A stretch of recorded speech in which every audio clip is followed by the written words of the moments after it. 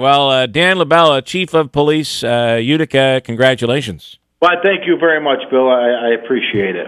So, obviously, I mean, we have a poll up on, there's a poll on Utica Daily News that asked the question that not one single positive question was asked of you yesterday during the press conference. And the question asked is, was the media being fair? And what are your thoughts on that? Well, the way this whole thing transpired, obviously there's some negative out there. I'm not going to pound on the negative. I'd like to look at the positive. An opportunity arose, and I had the support of my command level staff, and I seized it, and I'm honored to be a police chief here in Utica. You got to remember, Bill, I come from this department. I worked over 20 years with the command level staff I have in place already. That we become friends throughout the years. My dad was a police officer for almost 30 years here, and my brother Nick was a police officer here in Utica. So yes, this is dear to my heart here.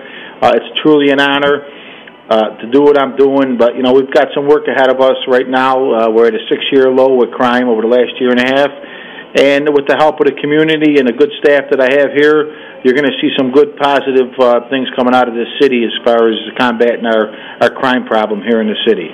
Well, that is, I guess that would be one of the questions that I would have liked to have heard from yesterday is what are your plans for the future? Well, my plans are, I had a staff meeting this morning. I believe, my first priority is our community, of course, and I want every individual to be treated with respect that they deserve, no matter what area of the city they come out of, and every individual. So, and that has been happening. We have a great staff here. Some of my priorities are, of course, protecting the community is the top priority. But the James Street Public Safety Center is a definite initiative of mine that I want to pursue, and it should be opening in a couple weeks. We've accomplished a lot here in a year and a half. We were able to get two officers to a vehicle at no cost. Yeah. Restructure the police department. We took a lot of desk jobs that were traditionally police officers, and we eliminated those jobs. And for street patrol. So my goals is to continue the trend of lowering crime here in Utica and get some of these unpleasant people off the streets and have a safe environment. Hey, Chief, it's Mark. Yeah, Mark. How you doing? I guess the one big question that's left out there now is the contract issue. Are you and the mayor planning on signing a contract soon? I mean, I think a lot of people are concerned that we're going to be left with another Pileman contract where it's this big, huge contract. No, I mean, we do not have a contract. Myself and the two deputies are exclusive from the PBA union. We are a union ourselves, but we're excluded from there because we're considered administration. But yes, I would assume, traditionally, they've always had a contract. It's definitely not going to be for lack of a better term, a previous contract with other chiefs. It's going to be a fair contract. It's going to parallel what the members get. I don't feel I should be entitled to anything less or more than the members get, the 186 police officers that we have here. Yep. So you're going to. I'm sure that it's going to be a fair, acceptable contract for myself and the deputy chiefs, as well as the taxpayers of Utica. Now, this was it was a rather polarized. This is certainly a polarized topic. Yeah. I use controversial, and that's probably not the case. I think it was polarized. A lot of people are very excited about the issue. How do you bring everybody back together? Because obviously there would be people on the force that would have liked to have seen someone else as police chief. The decision has been made, which I think is very important to get done. The mayor stepped up and said, "This is my guy." Got done. How do you bring everybody back together? Well, I want to say we are together. We've been working in the capacity, myself and the two deputy chiefs, like I say, throughout my whole career here of 20 years. So we are together, and I have this, the support of the two deputy chiefs, and it isn't.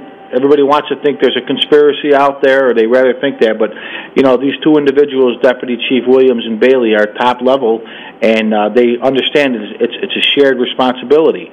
It's a partnership, and we're going forward, and they are ecstatic just as much as I am, and they express it to me every single day that they're glad I'm there, and we have a great working relationship. It's going to show with the numbers. And what was the one thing that changed your mind Because we talked a while back, and you said you had no interest in being police chief. What was the big change? Well, you have to understand when we were initially called for the promotional examination, we could have just as easily called for an open competitive examination at that time, Right.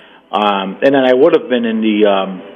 I wouldn't have taken that test, but at that time, I felt that we should go promotional, and then an opportunity arose, which was unforeseen in a village down the road where a chief vacancy occurred well after we had already established our list. Right. And for me being there, for doing the job for a year, I'm not going to say that there wasn't interest there. I'm not going to say that. But I also took the exam just to see what they're up against. And I was fortunate enough, not by a high mark, but I was fortunate enough to pass that exam. And basically it came with the change of heart.